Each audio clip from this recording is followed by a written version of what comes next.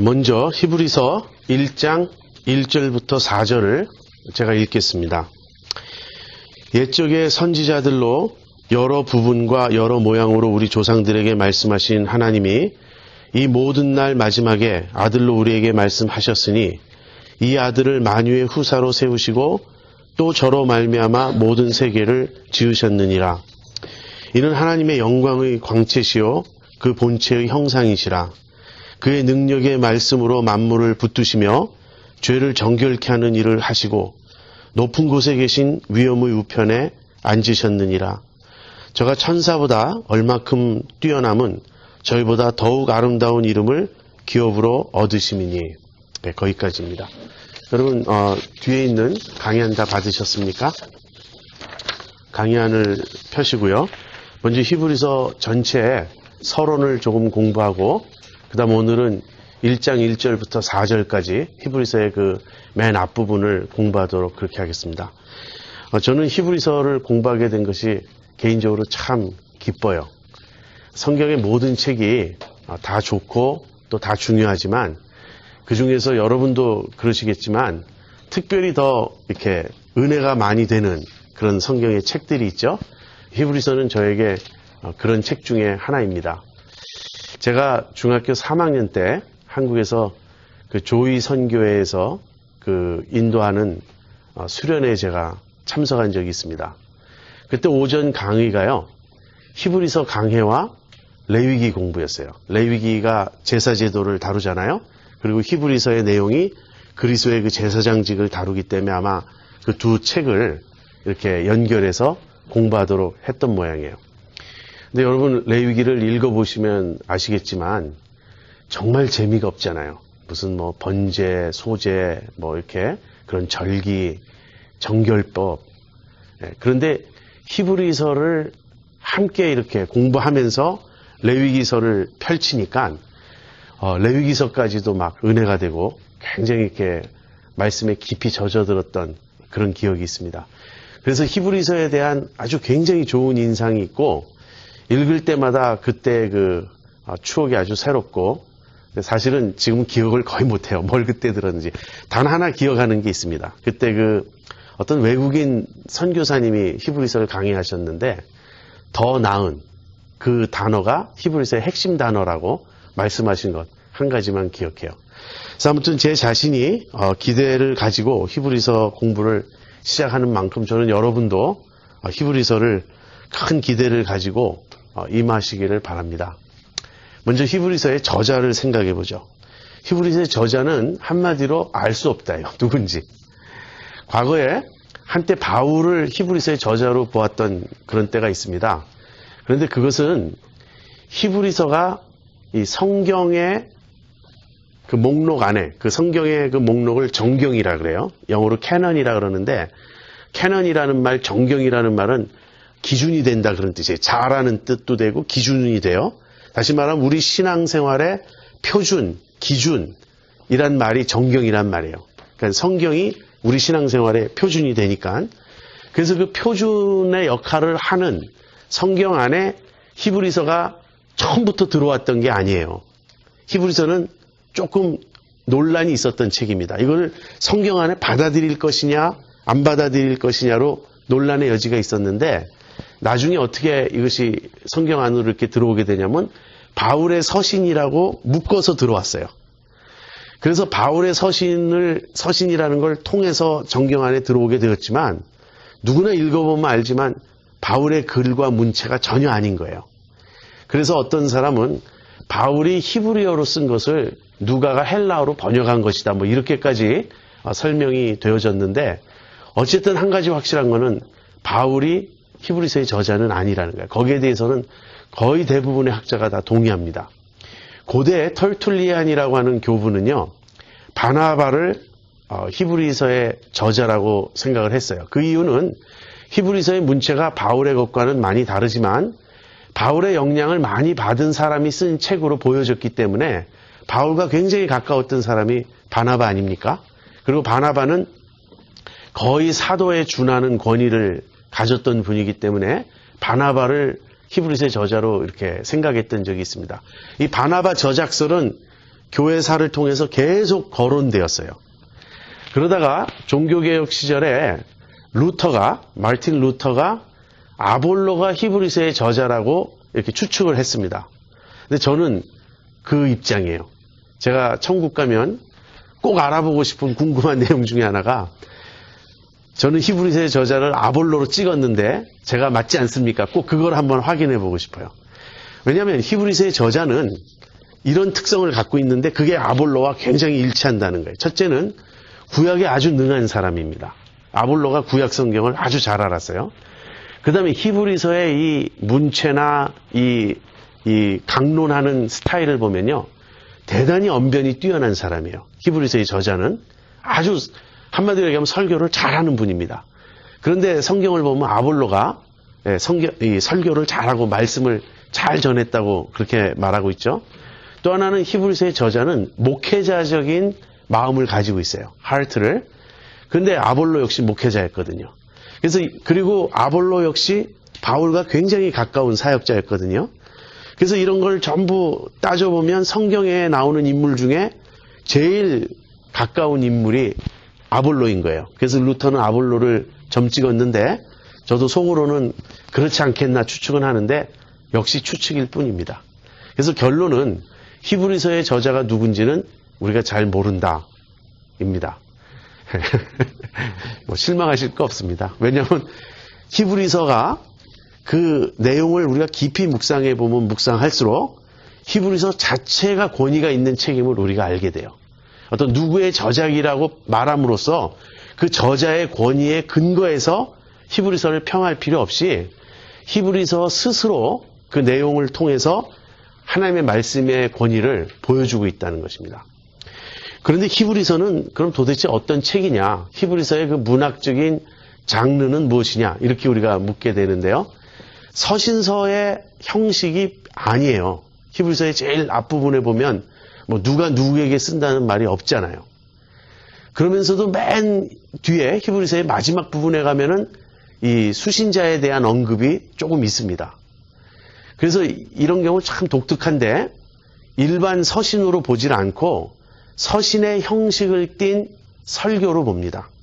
그러니까 설교를 쓴 거예요. 이 저자가 설교를 글로 썼는데 어떤 특정한 독자를 염두에 두고 설교를 써가지고 보낸 서신의 형식을 띤 설교가 히브리서다, 이렇게 생각하시면 되겠습니다.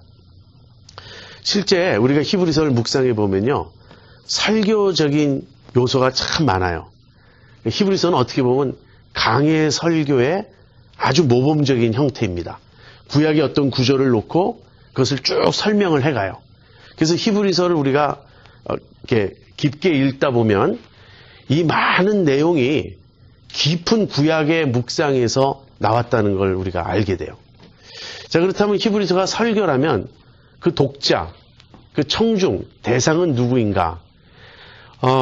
대상은 유대인이거나 아무튼 유대교 신자들이었다가 유대교에서 기독교로 개종한 사람들입니다. 우리가 본문을 보면 알 수 있어요. 그러면서 이들은 구약을 아주 많이 알았던 사람들입니다. 그래서 히브리서의 저자가 독자들이 구약을 잘 안다는 것을 전제로 하고 구약을 마구자구 이렇게 여기저기서 끄집어서 인용하면서 설명합니다. 그런데 이들은 구약을 잘 알았지만 이 팔레스타인 유대교를 직접 경험한 것 같진 않아요. 다시 말하면 예루살렘에 머물거나 또는 이 팔레스타인에 거주하면서 예루살렘을 자주 방문하거나 해서 성전이라든지 그 모든 것을 직접 경험했던 것 같진 않고요. 성경을 통해서, 책을 통해서 알고 있었던 사람들인 듯 합니다. 네, 그러면서 그 도시로 치면 로마의 그 유대교 그리스도인들, 유대인 그리스도인들이었을 가능성이 가장 높다. 이제 학자들은 그렇게 봅니다. 여러분 제 강의안을 읽어보시면 거기 그런 이유들도 설명되어 있습니다. 그런데 이 독자에 대한 가장 중요한 설명은 이것입니다. 그들이 지금 박해의 직면에 있다는 거예요. 10장에 보면 그들이 이미 막 그 예수님을 믿기 때문에 그 재산도 몰수당하고 막 핍박을 받고 집에서 쫓겨나고 가옥도 뺏기고 이런 핍박을 받았던 것이 기록되어 있어요. 유대교에서 기독교로 전향한 사람들인데 기독교를 믿기 때문에 박해를 받았고요. 또 히브리서 12장 4절에 보면 너희가 죄와 싸우되 아직 피 흘리기까지는 대항치 않았다. 이 말이 나오죠. 여기서 많은 학자들이 이 말씀을 순교로 봅니다.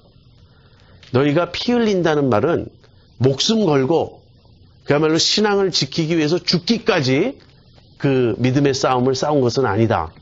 그러니까 그러한 핍박, 그러한 박해가 임박해 있다는 거예요.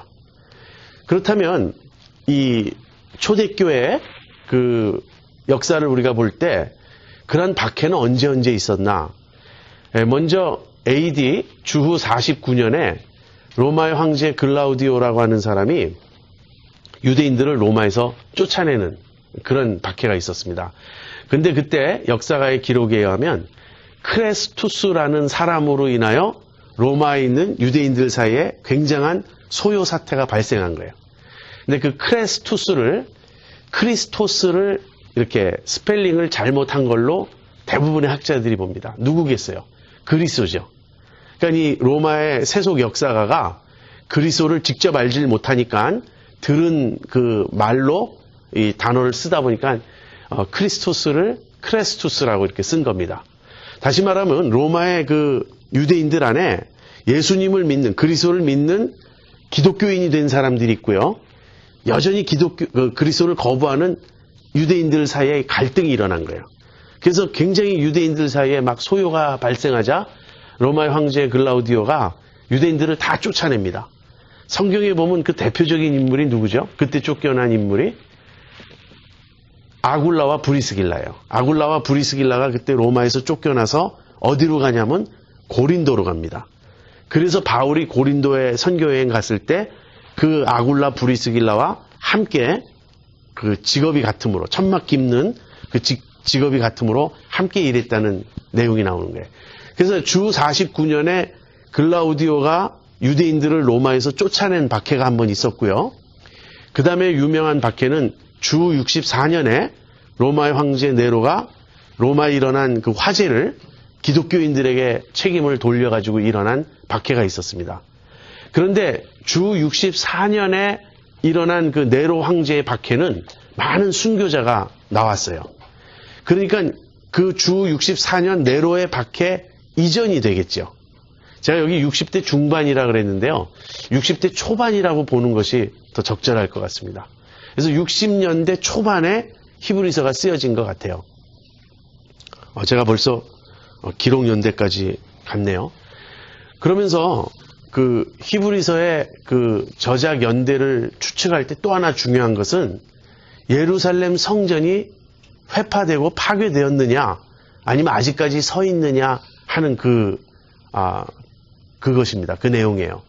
히브리서의 뒷부분에 가보면 성전 제사 제도가 더 이상 유효하지 않다는 얘기가 나와요. 성전 제사로는 아무도 깨끗하게 될 수 없다는 얘기가 나옵니다. 그런데 만약에 예루살렘 성전이 이미 로마의 그 공격에 의해서 멸망되고 다 이렇게 회멸되었다면 히브리서의 저자가 그 얘기를 안 할 리가 없죠. 만약에 성전 제사가 유효했다면 왜 하나님께서 성전의 멸망을 막지 않으셨겠느냐 그렇게 말할 수 있다는 거예요. 근데 그런 언급이 전혀 없는 걸로 봐서 아직까지 성전이 서 있고 그래서 유대교가 아직까지 건재해 있는 듯한 인상을 줘요. 자, 여러분 지금까지 제 얘기를 이해하시겠습니까? 이 독자는 누구냐면 유대인들이었거나 이방인이라 할지라도 유대교를 믿었던 사람들이에요. 그래서 유대교에서 이 기독교로 이제 개종을 한 사람들인데 박해가 임하자 기독교에 박해가 임하자 어떤 유혹을 받냐면 유대교로 돌아가고자 하는 유혹을 받게 됩니다. 왜 그런가? 여러분 로마인들이 황제 숭배를 강요했죠. 로마가 그 팍스 로마나라고 하는 말 여러분 들어보셨죠? 로마의 평화라고 하는 그것이 로마의 지배 이데올로기입니다. 즉 로마가 다스리는 곳에 평화가 있다. 로마의 황제의 통치 안에 들어오면 너희들이 잘 살고 평화를 누릴 수 있다. 그게 로마의 메시지예요. 그러니까 주변 이민족들에게 까불지 말고 우리 집에 들어오라 이겁니다. 그래서 한 국가 한 민족씩 전부 자기네가 점령해서 거대한 로마 제국을 이루고 그것을 팍스 로마나 시대라고 불렀습니다. 로마의 평화 시대라고. 그런데 그 로마의 평화를 유지해가는 구심점이 무엇이냐면 황제예요. 황제를 도미누스, 주요, 그 다음에 데우스, 신으로 인정하라는 겁니다. 황제 숭배를 이제 강요하는데 그것이 본격적으로 강요된 시대는 이제 1세기 말에 도미시안 황제 때입니다. 그런데 그 이전에도 그런 조짐이 계속 있었어요. 황제에게 절하고 황제의 신상 앞에 분향하고 황제 숭배를 하는 거예요. 그런데 황제 숭배와 충돌되는 종교가 딱 두 가지가 있었어요. 유대교와 기독교입니다. 다른 종교들은 다 혼합신앙적이기 때문에 황제에게 절하라 그러면 얼마든지 절할 수 있어요. 어차피 자기들이 믿는 신앙이 다신교이기 때문에 그 많은 신 중에 황제 하나 더 첨가해도 전혀 문제가 없어요. 그러니까 황제의 신상에게 절하라 그러면 다 절하는데 절대로 절할 수 없었던 사람들이 이제 유대교인들과 기독교인들이죠. 그런데 유대교는 그 역사가 수없이 많은 순교자를 내면서도 종교적 타협을, 신앙적 타협을 거부한 결과 유대 민족을 다스리는 이 강대국마다 이제 타협을 한 겁니다. 유대인들에게만은 황제 숭배를 면해줬어요. 그 대신에 유대인들은 다른 모든 면에서 로마의 정부에 협조하겠다는 그런 약속을 받아내는 거예요. 그래서 유대인들만은 로마의 황제의 신상 앞에 절하지 않으면서도 자기들의 신앙을 유지할 수 있었어요. 근데 기독교는 유대교에서 나온 거기 때문에 한 하나님을 섬기고 절대 우상 앞에 절할 수가 없어요. 더군다나 예수님을 주라고 고백하면서 황제를 주라고 고백할 수 없죠. Caesar is the Lord. 그 말을 할 수가 없는 거예요. 그런데 유대교는 공인 종교인데 기독교는 그 스테이러스가 아직 불확실한 거예요. 기독교를 로마의 정부는 처음에 어떻게 보았냐면 유대교의 한 분파로 보았습니다. 그래서 기독교도 면제를 해줬어요.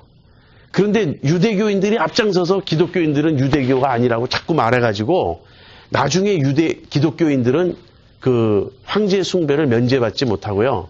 다 그 앞에 절해야 되는데 그때마다 이제 박해를 받고 핍박을 받는 거죠. 그러니까 어떤 마음이 드냐면 유대교로 돌아가고 싶은 유혹을 받는 거예요. 그래서 많은 이 유대인 그리스도인들이 유대교에서 기독교로 개종한 사람들이 유대교로 돌아가려는 유혹을 받고 있을 때 그것을 막기 위해서 경고하기 위해서 이 히브리서를 쓴 것입니다. 그래서 히브리서의 내용은 아주 분명해요. 너희들이 왜 유대교로 돌아가려고 하느냐. 기독교, 다시 말하면 그리스도는 유대교의 모든 인물과 이 제도보다 월등 뛰어나다. 그래서 뛰어나다, 더 낫다는 얘기예요. 그러면서 하나님의 이 말씀에 불순종하는 결과가 얼마나 무서운지를 경고하는 것입니다. 저는 히브리서가 우리에게도 굉장히 중요한 서신이라고 생각해요. 그 이유는 우리에게 핍박과 박해가 있어서가 아니라 우리에게 세속적 유혹이 강하고 많은 사람들이 기독교 신앙에서 어느 정도 타협주의적인 신앙으로 자꾸 미끄러져 가려는 그런 시대가 우리가 사는 이 시대라고 생각하기 때문에 그렇습니다. 이미 많은 기독교인들이 종교다원주의를 택하고 있습니다. 캐톨릭은 그 대표적인 예예요. 종교다원주의로 가서 기독교 신앙과 더불어 타 종교의 신앙을 용납하고 다 이렇게 막 혼합주의적으로 그렇게 되고 있습니다. 또 종교다원주의를 받아들이진 않는다 해도요. 어떤 예수 그리스도에 대한 어떤 절대적인 충성과 헌신, 즉 그리스도가 우리의 주님 되신다는 이 신앙 고백에서 멀리 떠나간 것이 사실입니다. 저는 요즘 교회가 그런 형편이라고 생각해요. 그래서 결국은 우리도 세상적인 번영, 세상적인 성공, 다시 말하면 기복주의적이고 세속주의적인 그러한 물결의 거대한 그 유혹 앞에 우리가 노출되어 있어요. 그래서 조금씩 그런 타협적인 신앙으로 우리가 물러가고 있습니다. 교회가 그 하고 있는 많은 프로그램이나 일들이 그 내면을 좀 깊이 들어가 보면요. 어느 분이 요즘 최근에 책을 통해서 그걸 계속해서 이제 지적하고 있는데 어떤 세속적인 심리학, 세속적인 경영학, 교회 내 리더십 이론도 자꾸 이런 세속적인 비즈니스 세계의 리더십 이론. 목사는 CEO가 아닙니다. 근데 목사에게도 CEO와 같은 그런 리더십을 요구하고 교회 많은 프로그램이 그렇게 어떤 엔터테인먼트를 제공하듯이 하는 그런 요소들이 많이 들어와 있어요.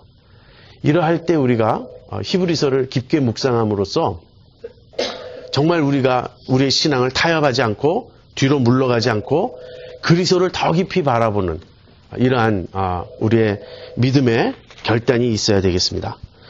자, 그렇다면 본서의 주제는 무엇인가? 본서의 주제는요, 그리스도의 탁월성이에요.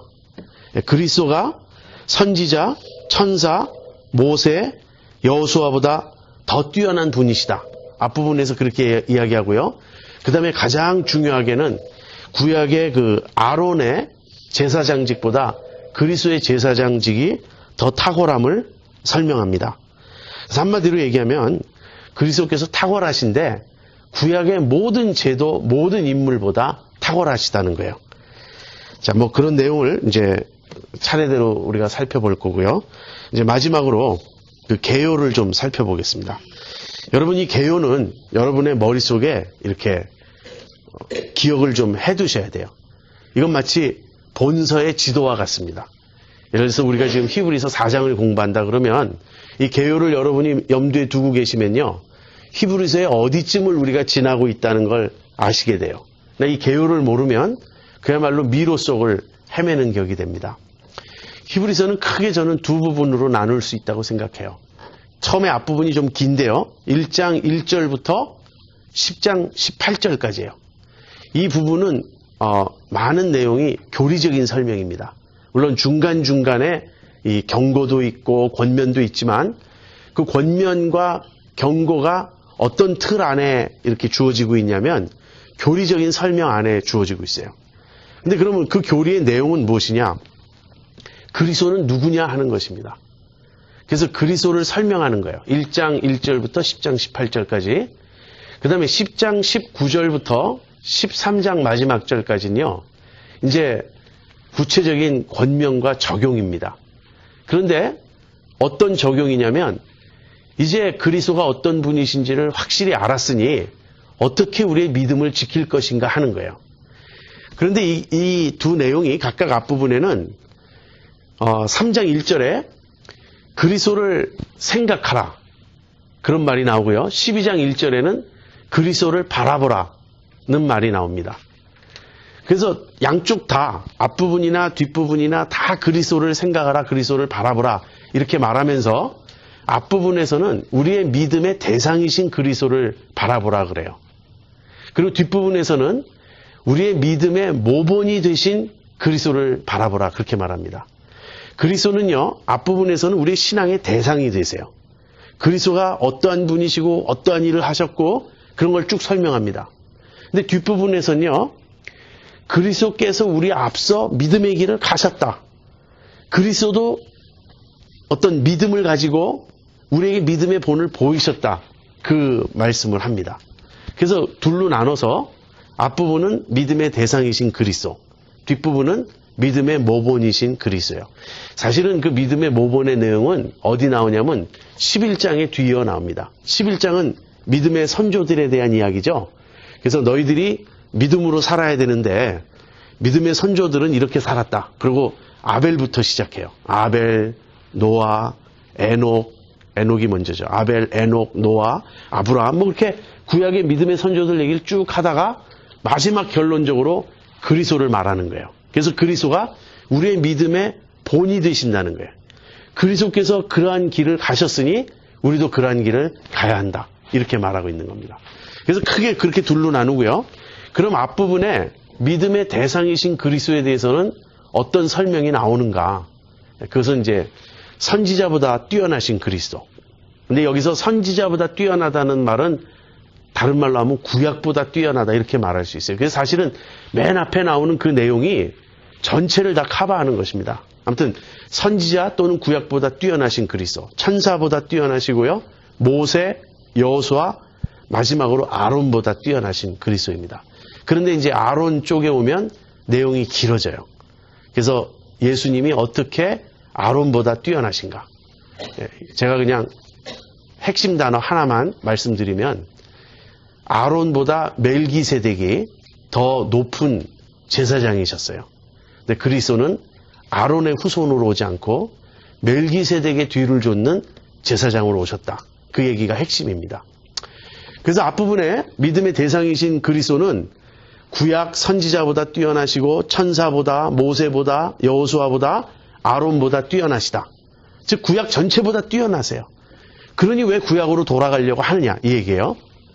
그 다음에 뒷부분에 이제 그 믿음의 모본이 되신 그리스도에 대한 그 설명에서는 11장 1절부터 믿음의 선조들의 예를 쭉 보이다가 마지막으로 12장 1절부터 3절까지 그리스도를 그 목록의 맨 뒤에 첨가하면서 그리스도께서 우리의 믿음의 본이 되신다. 그 얘기가 먼저 나옵니다. 그 다음에 12장 나머지 부분은요. 지금 이 유대인 그리스도인들이 처한 이 박해라고 하는 이 현실은 실상은 하나님의 징계라는 거예요. 그런데 징계는 굉장히 고마운 것이라고 말합니다. 하나님이 너희가 참 아들이요 사생자가 아님으로 징계하신다는 거예요. 하나님께서 그 받으시는 아들마다 다 징계하신다는 겁니다. 얼마나 여러분 이게 중요한 관점인지 몰라요. 우리 주변에 누군가가 그리스도인인데 어려운 일을 당하죠. 그럼 우리는 이런 시각으로 봅니다. 그 죄를 많이 지어서 벌 받는 것이다.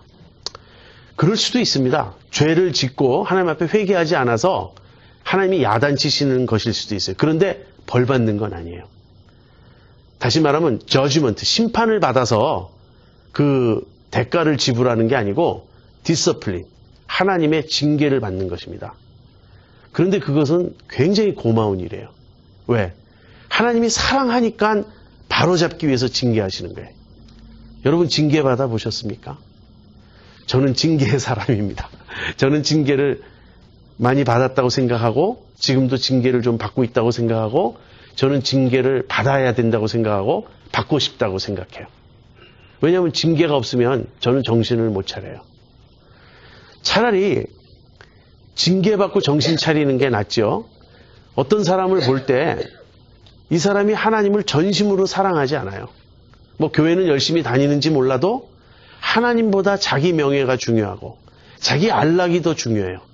그런데 하는 일마다 잘 돼서 정신을 바짝 차리기보다는 항상 머릿속에 어떻게 하면 편하게 이기적으로 살까 그 생각만 하고 있어요.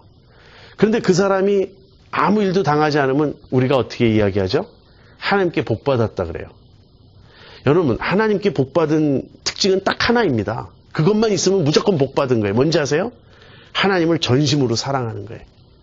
하나님을 전심으로 사랑하는 사람은 복받은 사람이에요. 그런데 하나님을 사랑하지 않으면 잘 되고 있는 게 복이 아니라는 거예요. 그래서 우리는 또 심지어 이런 얘기도 들어요. 그 조상의 믿음이 훌륭해서 자손이 복받는다고. 복이 아니라니까요. 하나님 사랑하지 않는데 잘 되고 있는 거는 아주 위험한 증거예요. 그래서 징계가 감사한 겁니다. 여러분 징계를 받아야 돼요. 징계를 받아서 정신을 번쩍 차려야 되고요. 우리 입에서 이런 고백이 나와야 됩니다. 내가 사업 망한 것 감사합니다. 내가 병들었던 것 감사합니다. 정말 내가 이제 하나님만 사랑하게 되어서 너무너무 감사합니다. 저는 그런 분을 알고 있어요. 6,000 스퀘어 피트 집에서 살았다 그래요. 그분이. 근데 나중에는 아파트에서 방 하나짜리 아파트에서 사시는데 늘 얼굴에서 빛이 나요. 자기가 6,000 스퀘어 피트 그 집에서 살 때 지옥 같았다고. 감사가 없었고 만족이 없고 늘 불평하고 삶이 짜증스러웠다고. 근데 주님을 만나고 보니 아파트에서 사는데 그렇게 기쁠 수가 없다고. 그것이 기독교의 비결이에요. 그 다음 맨 마지막 13장은요. 여러 가지 권면을 합니다. 이렇게 살아라 저렇게 살아라. 자, 이것이 히브리서의 구조예요. 크게 둘로 나누면 1장 1절부터 10장 18절까지 믿음의 대상이신 그리스도. 핵심 구절은 3장 1절. 내용은 선지자, 천사, 모세, 여호수아, 아론보다 뛰어나신 그리스도. 그리고 10장 19절부터 마지막 그 장까지는 믿음의 모본이신 그리스도, 핵심 구절은 12장 1절, 정확히는 12장 1, 2절, 그리고 그 다음에는 믿음의 선조들, 그 다음에 하나님의 징계, 그리고 여러 가지 권면들, 그런 내용이 있습니다. 그러면서 여러분 그 개요의 오른쪽에 보시면 경고가 나오죠. 군데군데 경고가 들어가 있어요. 5군데의 경고가 들어가 있습니다. 히브리서에 나오는 이 경고의 본문들이 참 어려워요. 이 경고의 본문들을 이렇게 우리가 접해보면 구원을 얼마든지 잃어버릴 수 있다 이렇게 말을 합니다. 너희들이 구원받았다고 이렇게 마음 푹 놓고 말이죠. 그러면 안 된다는 거예요. 그런 식으로 가면 구원을 잃어버린다고 말합니다. 근데 성경에 특별히 바울의 다른 본문과 충돌되는 듯해요. 근데 충돌되지 않습니다. 여러분이 이제 이 구원의 역동성을 이해하시게 되면 이것이 다 소화가 되고 이해가 됩니다. 그 부분에 가서 제가 자세히 설명할 겁니다. 그래서 5군데 2장, 3장, 5장, 5, 6장, 그 다음에 10장, 12장 이렇게 5군데의 경고의 본문이 있다는 거 여러분 기억하십시오. 서론에서 또 이렇게 너무 많이 가가지고 오늘 첫날 9시 전에 꼭 끝낸다는 약속이 불안해지고 있어요. 약속은 약속이니까 지키겠습니다. 1장 1절부터 4절 보면요. 제가 아까 그 전체 개요에서 말씀드린 대로 이야기하면 구약 또는 선지자보다 뛰어나신 그리스도예요. 한번 보죠. 옛쪽의 선지자들로 여러 부분과 여러 모양으로 우리 조상들에게 말씀하신 하나님이 이 모든 날 마지막에 아들로 우리에게 말씀하셨으니 거기까지예요. 거기까지가 첫 부분입니다. 여기서 우리가 배우는 건요. 말씀하시는 하나님에 대해서 배워요. 히브리서의 저자는 이렇게 말합니다. 하나님이 옛날에 말씀하셨고 오늘날 이 모든 날 마지막에 다시 말씀하셨다. 이것이 굉장히 놀라운 진리인 거 여러분 아십니까? 하나님 말씀하셨다는 거. 여러분 그 사실 정말 믿습니까? 많은 사람이 이렇게 생각해요. 하나님이 계시다 그러면 정말 계실까? 그렇게 속으로 의심합니다. 왜 그러냐면 하나님 눈에 보이지 않으니까. 그런데 그래도 눈에 보이지 않아도 계신다고 믿어야지. 그렇게 받아들이면 그 다음 단계는 뭐냐면 그렇지만 하나님이 어떤 분이신지 정말 누가 알겠느냐 이렇게 생각해요. 그래서 어떤 목사님이 막 하나님 이런 분이십니다. 저런 분이십니다. 설교하면 겉으로는 고개를 끄덕이고 아멘 아멘 하지만 속 깊은 곳에서는 그렇지만 그렇게 알 수 있을까? 그렇게 의심합니다. 구원의 확신이 있다고 말을 해도요. 마음속으로는 그 죽어봐야 알지 어떻게 아나 이렇게 생각합니다. 뭐 그럴 수 있어요. 거기서부터 출발하는 겁니다. 근데 믿다 보면 하나님 정말 계시다는 거 알게 되고요. 그 다음에는 우리 하나님은 숨어 계시지 않는다는 거예요. 우리 하나님은 그저 뭐 굉장히 영적으로 신통한 사람들이 뭔가 아주 깊은 묵상과 고뇌와 수련 끝에 막 이렇게 깨달아가지고 막 그런 식으로 우리에게 설명해주는 그렇게 해야만 조금 알 수 있는 신비에 쌓인 베일에 쌓인 하나님이 아니시라는 거예요. 그런 하나님이시라면 결론은 간단합니다. 믿고 싶어도 믿을 수가 없어요. 우리가 애초에 포기하는 게 나아요. 누가 알겠습니까? 하나님이 어떤 분이신지. 근데 성경은 분명히 말해요. 하나님이 계시고 그 하나님은 우리에게 말씀하시는 분이라고. 이게 놀라운 겁니다. 이스라엘 민족의 신앙은 무엇이냐면 하나님이 자신들의 삶에 개입하셨다는 거예요. 역사에 나타나셨고 간섭하셨고 행동하셨다는 겁니다. 하나님은 말씀하시는 하나님이에요. 그래서 구약이 하나님의 말씀인 거예요. 유대인들은 구약을 하나님의 말씀이라고 믿었어요. 근데 그것은 옛적에 우리 조상들에게 여러 부분과 이 여러 부분은 여러 시대란 뜻입니다. 여러 시대에 여러 모양으로 여러 방법으로 우리 조상에게 말씀하셨다. 이것은 유대교 신앙의 파운데이션이에요. 하나님은 우리에게 말씀하셨다. 그런데 히브리서의 저자는 이 모든 날 마지막에 이걸 줄이면 뭐죠? 말세죠. 말세는 신약 시대가 말세입니다. 우리가 예수님 재림하기 직전을 말세라고 생각하는데요. 그럴 때는 말세지말, 말세 중에 말세 그렇게 표현하는 거고요. 말세는 예수님이 오신 때부터 말세예요. 예수님이 오셔서부터 또다시 재림하실 때까지 이 초림과 재림 사이의 전 시대가 사실 말세입니다. 그래서 이 모든 날 마지막에 하면 그것이 말세고, 말세는 다른 말로 바꾸면 신약 시대예요.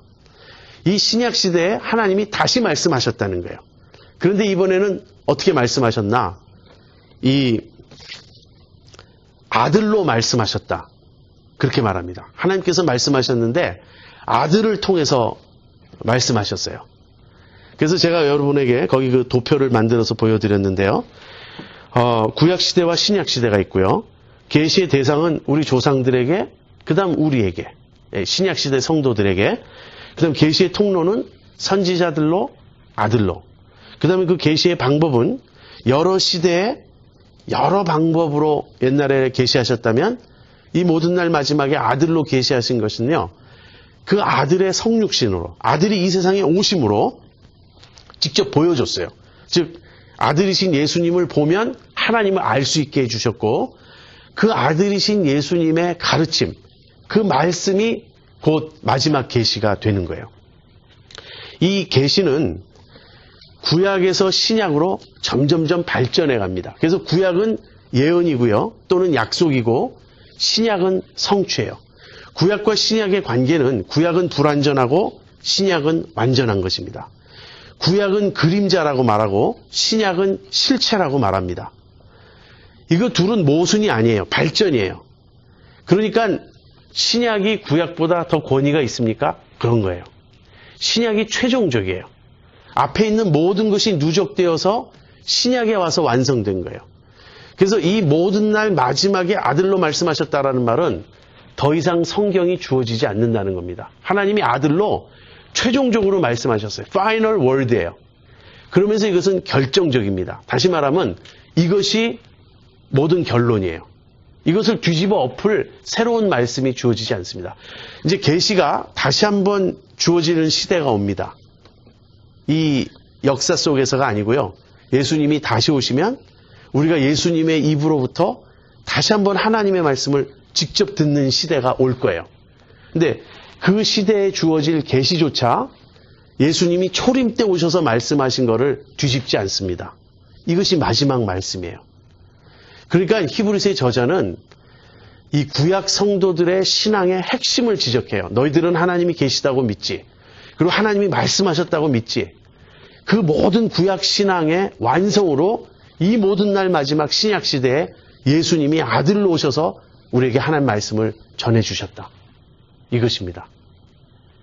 이렇게 놀라운 진리를 여러분 보십니까? 이게 정말 얼마나 놀라운 진리인지 여러분 생각해 보셨습니까? 사실 저는 이 진리를 너무나 우리가 많이 들어서 성경은 하나님의 말씀이고 선지자들로 말씀하셨고 예수님으로 말씀하셨고 이걸 너무 당연히 여기다 보니까 감격도 충격도 이제 못 느끼는 무감각한 상태가 되었는데요. 한번 이렇게 생각해 보세요. 어디에 신의 음성이 들리는 동굴이 있다. 진짜다. 막 그냥 다녀온 사람이 거기 가면 정말 신령한 말씀이 들려온다. 예? 그리고 그것이 진짜라면 여러분 아무리 비행기표가 비싸도 가보고 싶지 않으시겠어요? 거기 가면 역사의 비밀을 들려준다. 역사가 어떻게 시작되었고 어떻게 진행되었고 어떻게 완성될 것이고 신의 비밀한 계획이 무엇인지 인류의 장래가 무엇인지 거기 가면 진짜 들을 수 있다. 아마 그러면 모든 사람이 줄을 서서 그 동굴 앞에 설 거예요. 한번 하나님의 음성 들어보자고. 그런데 거기까지 갈 필요 없어요. 모세가 말하는 바는요. 누가 우리를 위해 하늘로 올라가겠느냐 말하지 말라는 거예요. 하늘에 올라가서 하나님 말씀 받아오겠느냐 그렇게 요구할 필요 없다는 거예요. 누가 우리를 위해 저 땅 밑에 내려가서 하나님의 음성을 좀 들어오겠느냐 말할 필요가 없다는 거예요. 말씀이 우리 입에 심히 가까워 우리에게 주어졌다고. 이것이 복음이라고. 예수님이 오셨습니다. 그 예수님은 하나님의 마지막 말씀이셨어요. 제가 그 뒷부분을 못하겠어요. 여기 뒷부분을 시작하면 도저히 5분 안에 못 끝내니까 여기서 끝내는데 뒤는 더 놀랍습니다. 하나님께서 이 모든 날 마지막에 아들로 우리에게 말씀하셨다. 그러면서 2장 이 뒷부분, 2절 뒷부분부터 이 아들은 누구냐 이렇게 나오는데요. 이제 이 아들은 예수님이죠. 예수님은 누구냐 하고 예수님의 정체를 밝히는데 정말 놀랍습니다. 그래서 우리가 아까 주 예수보다도 귀한 것은 없네 찬송 부른 이유가 그거예요. 구주를 생각만 해도 내 마음이 좋거든 찬송한 이유가 그것입니다. 여러분, 지금 여러분과 저에게 가장 필요한 것은 무엇이냐면요, 예수님에 대한 새로운 비전입니다. 예수님 플러스 무엇을 더 봐야 되는 게 아니에요. 예수님은 믿는데 이것으로는 부족하니 뭔가 새로운 것이 필요하다. 이것이 아닙니다. 우리의 필요는 예수님을 다시 보는 거예요. 우리가 예수님에 대해서 너무 잊어먹고 있어요. 우리가 예수님을 너무 모르고 있어요. 너무 당연시 여기고 있고 너무 무감각해져 있어요. 그러나 하나님은 우리에게 더 하실 말씀이 없습니다. 아들로 우리에게 말씀하셨고 이 모든 날 마지막에 최종적으로 결정적으로 아들로 말씀하셨기 때문에 이 아들 안에 모든 것이 다 주어져 있고 담겨져 있습니다. 이 아들이 어떤 분이신가, 그것을 이제 다음 주에 우리가 모여서 더 살펴보도록 하겠습니다. 오늘 우리가 배운 내용에서 핵심 교훈을 꼽는다면 일단 히브리서의 독자들이 처해 있는 그런 믿음의 위기, 자꾸 예수님 믿는 신앙에서 이탈해서 이 히브리서의 독자들은 유대교로 되돌아가려고 했다면 우리들은 자꾸 세속화되고 세상으로 끌려가서 기독교를 완전히 포기하지는 않겠죠. 그러나 한 발은 믿음에, 한 발은 세상에 두고 적당히 살고 싶은 우리 유혹을 우리가 받고 있다는 거예요. 이럴 때 히브리서의 저자는 우리에게 단호하게 말합니다. 그리스도가 누구인지 알라고, 그리스도가 어떤 분이신지 보라고. 그것이 첫 번째 진리고요. 두 번째는 지금 얘기한 그 내용인데 하나님이 아들로 우리에게 말씀하셨다는 거예요. 이 모든 날 마지막에. 그래서 우리의 가장 큰 필요는 아들을 보는 것입니다. 그리스도를 보는 것입니다. 자, 우리 같이 기도하겠어요.